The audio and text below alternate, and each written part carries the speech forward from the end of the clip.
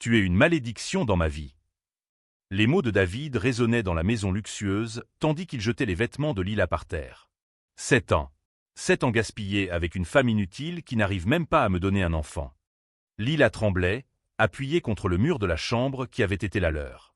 Les larmes coulaient silencieusement sur son visage, tandis qu'elle observait l'homme qui avait promis de l'aimer pour toujours, devenu un étranger cruel. Le David qu'elle avait connu à l'université, gentil et attentionné, avait complètement disparu, remplacé par un homme obsédé par le statut et les apparences. « David, s'il te plaît, on peut en parler. » murmura-t-elle, la voix étranglée. « Parler ? De quoi ?» Il se retourna brusquement, les yeux froids comme la glace. « De comment tu me fais honte devant mes associés. De comment ils chuchotent que j'ai épousé une femme défectueuse. Ma réputation est ruinée à cause de toi. » La douleur dans la poitrine de Lila était physique. Chaque mot qu'il prononçait était comme un coup de poignard. Pendant toutes ces années, elle avait enduré les commentaires méchants de sa belle-mère, les insinuations de ses amis, les regards de pitié lors des réunions sociales. Mais elle n'avait jamais imaginé que son propre mari penserait ainsi d'elle. « Moi aussi, je souffre à cause de ça, David. Tu crois que c'est facile pour moi ?» Elle essaya de s'approcher, mais il recula avec dégoût. « Ne me touche pas. J'en ai assez de faire semblant que tout va bien. Mes parents avaient raison quand ils disaient que j'aurais dû épouser quelqu'un de notre classe sociale, quelqu'un qui pourrait me donner des héritiers. » La mention de ses parents fit bouillonner le sang de Lila. Depuis le premier jour, ils avaient clairement montré qu'elle n'était pas la bienvenue dans la famille. Une femme noire, issue d'un milieu modeste, ne correspondait pas à leurs plans aristocratiques pour leur fils. David avait toujours défendu leur amour, mais maintenant elle voyait que tout n'était que mensonge. « Alors c'est ça ? Après tout ce que nous avons vécu ensemble ?» Sa voix devint plus forte, alimentée par la colère grandissante. « Exactement. Je veux que tu sois hors de ma maison d'ici demain. Mon avocat prépare déjà les papiers du divorce. » David prit l'alliance et la jeta à ses pieds. « Considère-toi libre de cette malédiction que tu appelles mariage. » Lila regarda l'alliance dorée par terre, celle qu'il avait placée à son doigt il y a 7 ans, promettant un amour éternel. Le symbole de tout ce qu'elle croyait désormais brisé à ses pieds comme un morceau de métal sans valeur. « Tu vas le regretter, David. » Elle releva la tête, essuyant ses larmes.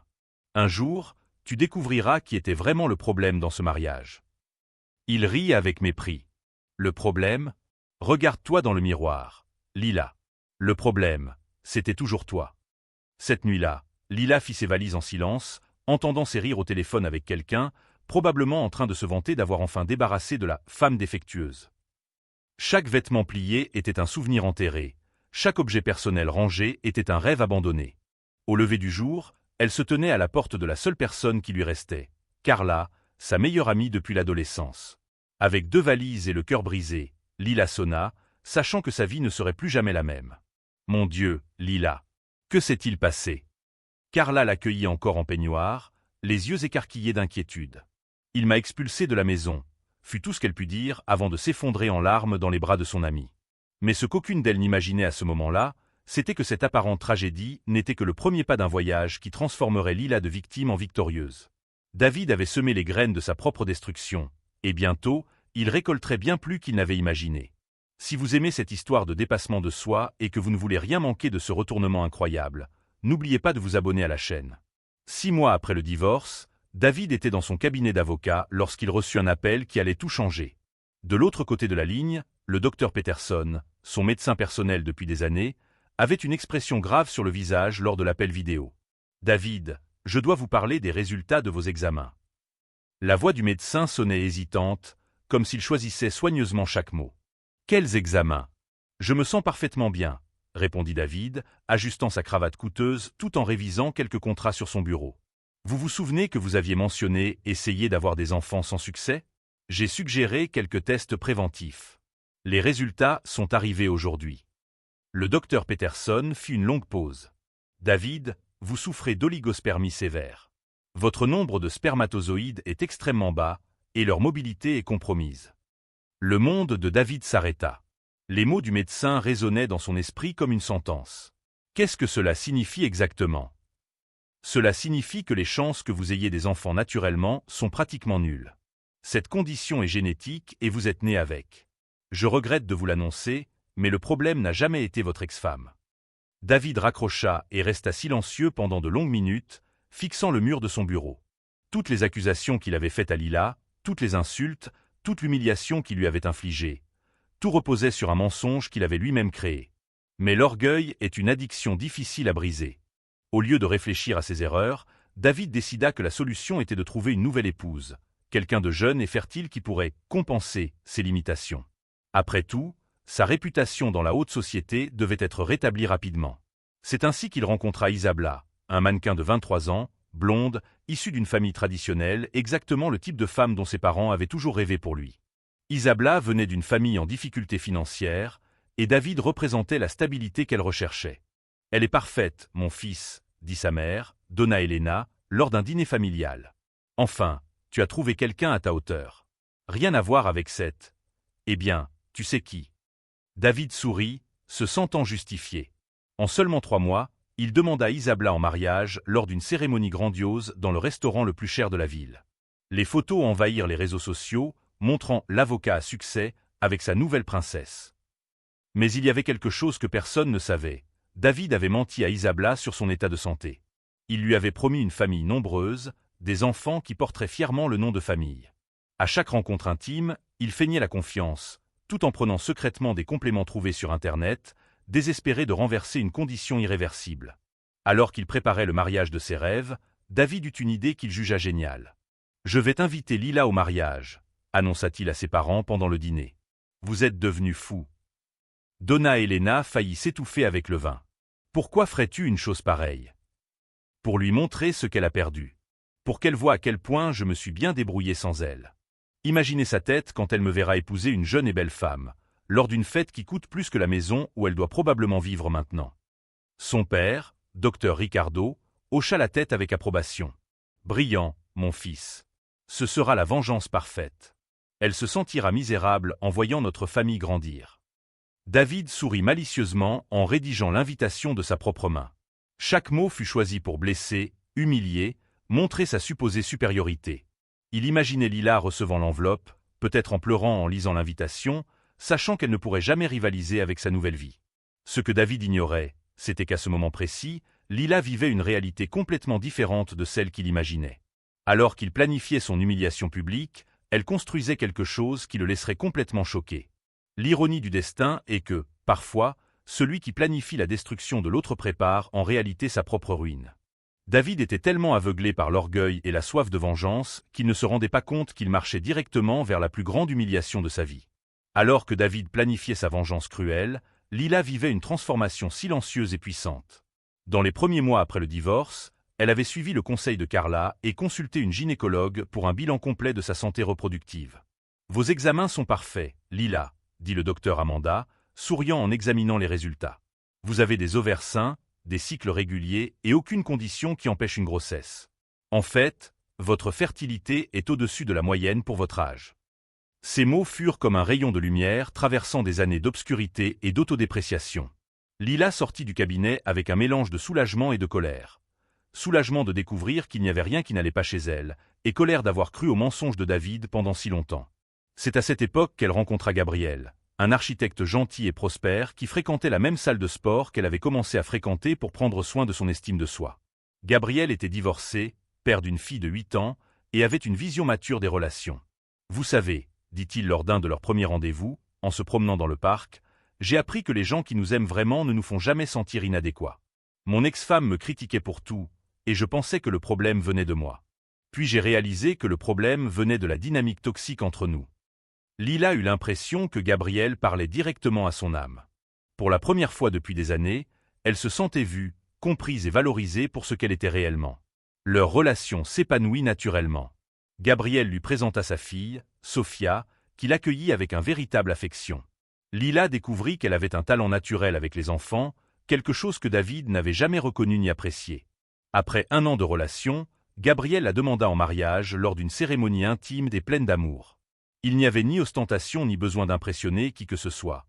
Seulement 2 personnes qui avaient trouvé le vrai bonheur l'une auprès de l'autre. 3 mois après le mariage, Lila découvrit quelque chose qui la rendit rayonnante de bonheur. Elle était enceinte. Mais la surprise fut encore plus grande lorsque, lors de la première échographie, la médecin lui annonça qu'elle attendait des triplés. 3 bébés en bonne santé, dit le docteur Amanda, la même médecin qui avait confirmé sa fertilité.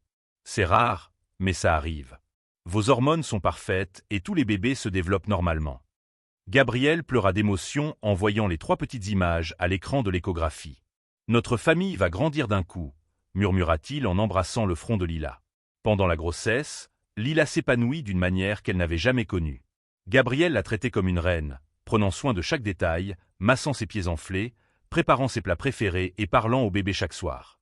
Parallèlement, Lila avait développé une petite entreprise de conseil en ressources humaines, travaillant depuis chez elle. Son expérience avec les personnes difficiles, en particulier avec David et sa famille, s'était transformée en une compétence professionnelle précieuse. Les entreprises venaient la consulter pour résoudre des conflits internes et améliorer l'environnement de travail. L'entreprise se développa rapidement. Gabrielle, grâce à son réseau dans l'architecture, la présenta à plusieurs clients professionnels. En moins de 2 ans, elle avait monté une petite entreprise avec 5 employés et gagné plus d'argent qu'elle n'avait jamais rêvé. C'est lors d'une consultation médicale de routine qu'elle reçut une enveloppe dorée par la poste. Elle reconnut immédiatement l'écriture de David à l'adresse. À l'intérieur, une invitation de mariage élaborée, avec du papier importé et des détails dorés. « Je vous invite à témoigner de mon bonheur aux côtés d'Isabella », disait le texte, clairement rédigé pour faire mal. « J'espère que vous pourrez voir à quel point la vie peut être généreuse avec ceux qui le méritent. » Gabrielle lut l'invitation par-dessus son épaule et secoua la tête, incrédule. Cet homme n'a vraiment aucune limite. Il est évident qu'il veut humilier publiquement. Lila resta silencieuse quelques minutes, caressant son ventre déjà bien rond avec les triplés. Puis, un sourire lent se forma sur ses lèvres. « Tu sais quoi, Gabrielle? Je crois que je vais t'accepter cette invitation. »« Tu es sûr? Je ne veux pas que tu t'exposes à plus de souffrance. »« Ce ne sera pas de la souffrance, » répondit-elle avec une confiance qui surprit même elle-même. Ce sera l'occasion parfaite de montrer à David et à tous les invités qui était vraiment le problème dans ce mariage. À ce moment-là, Lila prit une décision qui allait changer non seulement sa vie, mais aussi le destin de David pour toujours. Le jour du mariage arriva sous un soleil radieux qui semblait conspirer en faveur de Lila. Elle avait planifié chaque détail de son apparition avec la précision d'un stratège militaire. Gabrielle avait insisté pour louer une Rolls-Royce argentée pour l'occasion, et elle avait choisi une robe de soirée bleu royal qui mettait parfaitement en valeur son ventre de 7 mois avec des triplés. « Tu es sûr de ça ?» demanda Gabrielle pour la 10e fois en ajustant sa cravate devant le miroir de l'hôtel 5 étoiles où il se préparait. « Je n'ai jamais été aussi sûr de quelque chose dans ma vie, » répondit Lila, appliquant le rouge à lèvres rouges qui correspondait parfaitement à sa confiance renouvelée. « David veut un spectacle? Alors il aura un spectacle. » À l'église, David était euphorique. Il avait engagé les meilleurs prestataires de la ville. Fleurs importées, champagne français, un quatuor à cordes jouant des mélodies classiques. 300 invités de la haute société remplissaient les bancs, tous impatients d'assister à la rédemption de l'avocat à succès. « Elle ne viendra pas, » murmura Donna Helena à son mari, regardant discrètement l'entrée de l'église. « Je parie qu'elle n'a pas eu le courage de se montrer. »« Elle viendra, » répondit David avec un sourire cruel, ajustant son smoking importé. Son orgueil ne la laissera pas perdre l'occasion d'essayer de m'impressionner avec une tenue bon marché. Isabella, éblouissante dans sa robe de mariée à 15 000 reais, semblait un peu nerveuse. « David, tu es sûr que c'était une bonne idée d'inviter ton ex-femme? Ça semble un peu étrange. Fais-moi confiance, mon amour. Quand elle apparaîtra ici humiliée et seule, tu comprendras pourquoi j'ai fait ça. Ce sera la confirmation finale que j'ai fait le bon choix. » La cérémonie allait commencer lorsqu'un murmure commença à se répandre dans l'église. Certaines personnes pointaient discrètement vers l'entrée, d'autres chuchotaient entre elles. David se retourna, s'attendant à voir Lila entrer gênée et mal vêtue. Ce qu'il vit le paralysa complètement. Lila descendit de la Rolls-Royce, telle une star de cinéma sortant d'une limousine sur le tapis rouge. Sa robe bleu royal tombait parfaitement sur sa silhouette enceinte, et elle portait des bijoux élégants qui brillaient sous le soleil. Ses cheveux étaient impeccablement coiffés, et sa posture irradiait une confiance que David n'avait jamais vue chez elle. Mais le véritable choc vint lorsque Gabrielle sortit de l'autre côté de la voiture, clairement son mari, suivi de la petite Sophia, tenant affectueusement la main de Lila. L'image de la famille heureuse et prospère contrastait brutalement avec les attentes cruelles de David. « Mon Dieu !» murmura l'une des invitées, « elle est enceinte. Et cette voiture, c'est quoi ?»« C'est une Rolls-Royce, » répondit une autre, impressionnée. Elle doit coûter plus cher que la maison de la plupart d'entre nous. Alors que Lila marchait dans la nef centrale, tous les regards se tournèrent vers elle avec admiration et curiosité. Elle saluait les gens avec grâce et élégance, comme si elle était l'hôtesse de l'événement plutôt qu'une invitée. David sentait ses jambes fléchir. Toute sa fantaisie d'humiliation publique s'était transformée en cauchemar. Lila non seulement ne semblait pas humiliée, elle semblait plus heureuse et prospère que jamais. « David » murmura nerveusement Isabella, « qui est cet homme avec elle? Et pourquoi est-elle enceinte ?» Avant qu'il ne puisse répondre, Lila s'approcha de l'autel. Avec un sourire radieux, elle salua David chaleureusement. « David, quel plaisir de te voir. Merci pour l'invitation. » Sa voix sonnait réellement joyeuse, sans trace de ressentiment ni d'embarras. « Voici ma famille, mon mari Gabriel et ma belle-fille Sophia. Et eux » elle caressa affectueusement son ventre, « sont nos triplés. » Le mot « triplé » résonna dans l'église comme une bombe. Les conversations en chuchotement se propagèrent rapidement parmi les invités. Les gens faisaient des calculs mentaux, le divorce, le temps écoulé, la grossesse multiple. « Triplé » répéta Isabella, sa voix tremblant légèrement. « Oui, le médecin a dit que c'est un miracle. Apparemment, j'ai une fertilité exceptionnelle. » Lila sourit innocemment, mais ses mots étaient choisis avec une précision chirurgicale. Docteur Ricardo, le père de David, pâlit. Il se souvenait parfaitement des consultations médicales de son fils, des résultats qu'ils avaient cachés à tous. Donna Elena commença à transpirer à froid, réalisant les implications dévastatrices de ce qu'ils étaient en train de voir. Fertilité exceptionnelle, répéta Isabella lentement, assimilant l'information. Elle se tourna vers David, les yeux plissés. David, tu m'as dit que le problème venait d'elle, qu'elle ne pouvait pas avoir d'enfant. Le silence dans l'église était assourdissant. 300 personnes attendaient la réponse de David, qui était visiblement paniqué. Ses mains tremblaient, la sueur commençait à apparaître sur son front malgré la climatisation. Eh bien, c'était, bafouilla-t-il, complètement incapable de former une phrase cohérente. En fait, continua Lila avec une douceur venimeuse, mon médecin a dit que ma fertilité est au-dessus de la moyenne. Je suis tombée enceinte naturellement dès le premier mois où nous avons essayé. Ce fut une merveilleuse surprise de découvrir que c'était 3 bébés à la fois. Isabella regarda David, puis Lila, puis de nouveau David. La réalisation du mensonge frappa son visage comme une gifle. « Tu m'as menti, » dit-elle, la voix montant en volume. « Tu m'as dit qu'elle était stérile, que le problème venait d'elle. » Le scandale éclata dans l'église comme une tempête parfaite, et David sut à ce moment-là que sa vie ne serait plus jamais la même. Le chaos à l'église éclata comme une tempête dévastatrice. Isabella, toujours vêtue de sa robe de mariée, commença à crier sur David à l'autel, sa voix résonnant contre les murs sacrés tandis que 300 invités assistaient, horrifiés. « Tu es un menteur. Un menteur pathétique. » Elle arracha son voile de la tête et le jeta par terre. « Tu m'as dit que tu allais me donner des enfants, que c'était elle le problème. Comment as-tu pu me tromper de cette façon ?» David tenta de s'approcher d'elle, les mains tremblantes de manière incontrôlable. « Isabella, s'il te plaît, pouvons-nous en parler en privé ?»« En privé? Après m'avoir humilié publiquement avec tes mensonges ?» Elle se tourna vers les invités, la voix chargée de fureur et de douleur. « Vous saviez qu'il m'avait trompé sur le fait de ne pas pouvoir avoir d'enfant ?»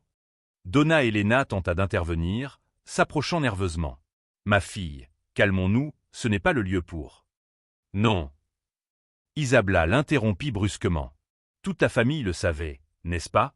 Tout le monde savait qu'il était le problème et a laissé que je sois trompé. » Docteur Ricardo se leva du banc familial, le visage rouge de honte. « Isabella, tu es hystérique. Ce sont des questions médicales complexes. » Hystérique. La mariée se tourna vers lui avec une colère renouvelée.